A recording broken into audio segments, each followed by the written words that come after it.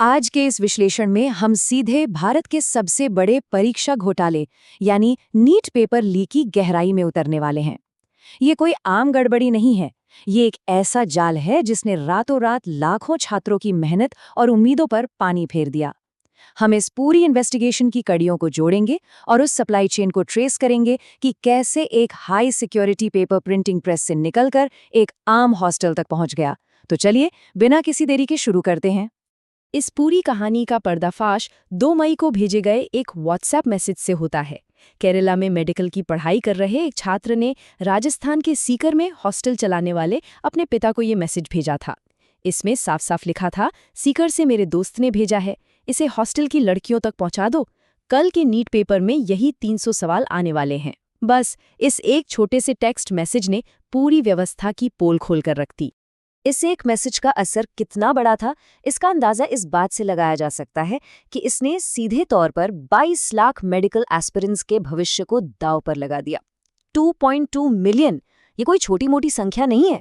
ये वो लाखों छात्रों और उनके परिवार हैं जो एक निष्पक्ष सिस्टम पर पूरा भरोसा करके बैठे थे।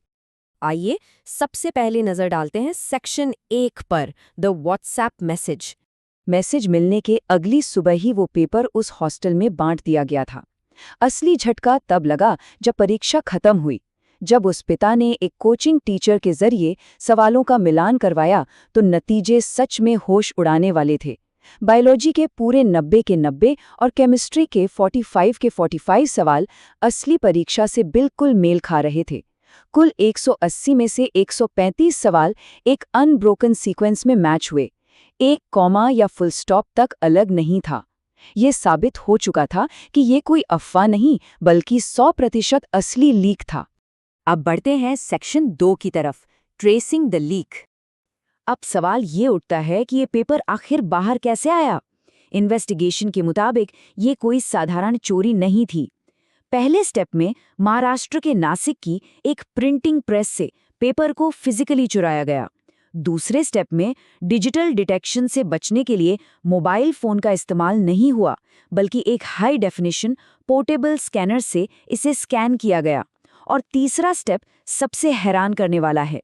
इस नेटवर्क ने नासिक के बाहरी इलाके में अपना खुद का एक शैडो सर्वर बना लिया था ताकि किसी भी डिजिटल निगरानी की पकड़ में आए बिना डेटा को सुरक्षित रूप से आगे भेजा जा सके। इस नेटवर्क में जो पैसे का लेन देन हुआ वो इस पूरी सप्लाई चेन को एक बड़े व्यापार की तरह दिखाता है। नासिक में एक मेडिकल स्टूडेंट ने फिजिकल कॉपी के लिए 1 लाख रुपए दिए, फिर इसकी सॉफ्ट कॉपी बनाकर गुड़गांव के एक डॉक्टर को 15.5 लाख रुपए में बेची गई। वहां से ये पेपर 30 लाख रुपए की भारी कीमत पर राजस्थान के बिवाल ब्रदर्स तक पहुंचा और अंत में सीकर के काउंसलिंग एजेंट ने इसे 5 लाख रुपए में खरीदा। मतलब महाराष्ट्र से राजस्थान तक पेपर के सफर में लाखों रुपए का खेल हुआ। इसके बाद आता है सेक्शन 3, द डिस्ट्रीब्यूशन नेटवर्क। इतने बड़े स्तर पर पेपर बिकने के बाद भी परीक्षा के दिन तक किसी को शक क्यों नहीं हुआ? इसके पीछे एक बेहद चालाक तरकीब थी। गुड़गांव में इस पेपर को एक गेस्ट पेपर का रूप दे दिया गया।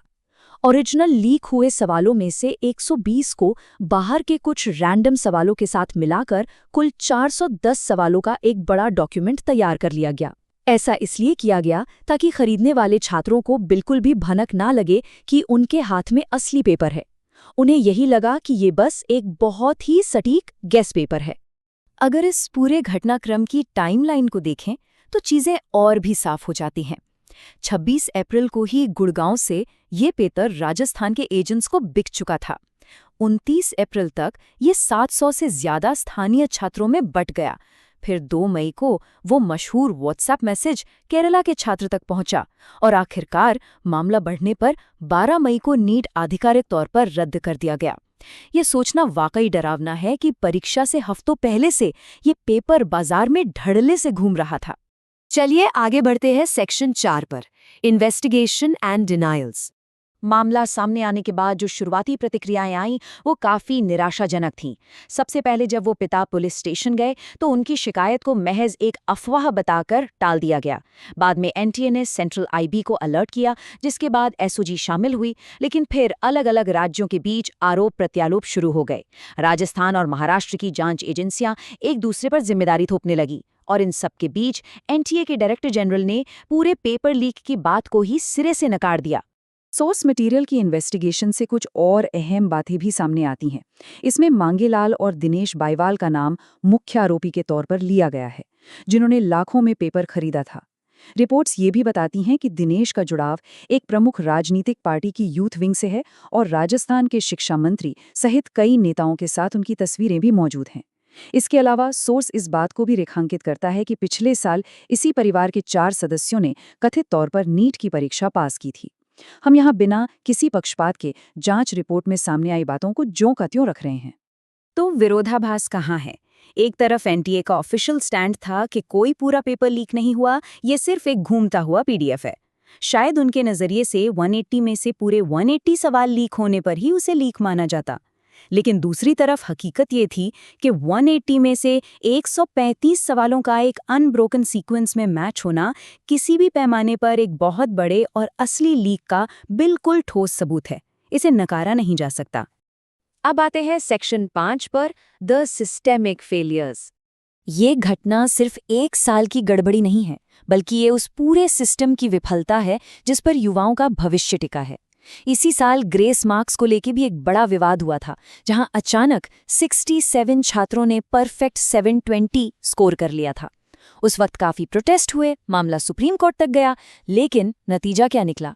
कुछ नहीं। कोई बड़े ढांचागत सुधार या स्ट्रक्चरल रिफॉर्म्स नहीं किए गए जिससे ऐसी घटनाओं को हमेशा के लिए रोका जा सके।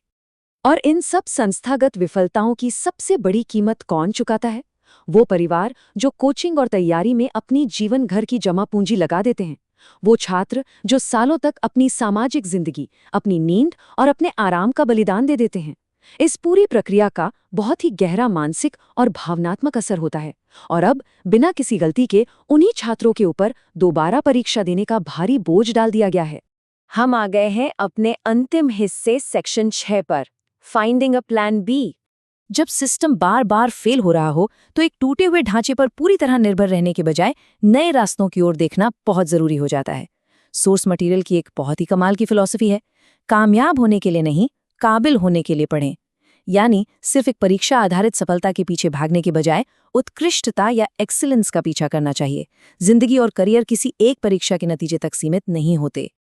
आज के इस आधुनिक दौर में करियर के अनगिनत बेहतरीन विकल्प मौजूद हैं, जो किसी एक एंट्रेंस एग्जाम के मोहताज नहीं हैं। Data science, UX design, sustainability, content creation या फिर स्पोर्ट्स एनालिटिक्स को ही देख लीजिए। इन सभी क्षेत्रों में बेहतरीन कमाई है, गजब की ग्रोथ है और काम भी काफ़ी दिलचस्प है। परेशानी बस इतनी सी है कि हमें अक्सर इन रास्तों के बारे में बताया ही नहीं जाता, और यही लगता है कि डॉक्टर या इंजीनियर बनना ही इकलौता विकल्प है। ये एक सोचने वाली बात है कि क्या हम सिर्फ व्यवस्था की जवाबदेही और उसके सुधरने का इंतजार करते रहें, या फिर अपनी व्यक्तिगत मजबूती और अपने बैकअप प्लान पर काम करना शुरू कर दें। जब लाखों लोगों का भविष्य इस तरह से अधर में लटका हो, तो एक सुरक्षित रास्ता तलाशना और अपने दायरे को बढ़ाना ही सबसे बड़ी समझदारी है। और इसी प्लान बी को हकीकत में बदलने के लिए ये सोर्स एक बहुत ही उपयोगी 100 करियर्स गाइड का सुझाव देता है, जो नए रास्तों को एक्सप्लोर करने में मदद कर सकती है। इस विश्लेषण के जरिए कोशिश यही थी कि पूरे मामले के तथ्यों को पूरी स्पष्टता के साथ सामने रखा जाए, लेकिन अंत में सबसे बड़ा सवाल यही बचता है, क्या हम एक टूटते हुए सिस्टम के सुधरने का इंतजार करेंगे या अपना भविष्य खुद अपने हाथों में लेंगे?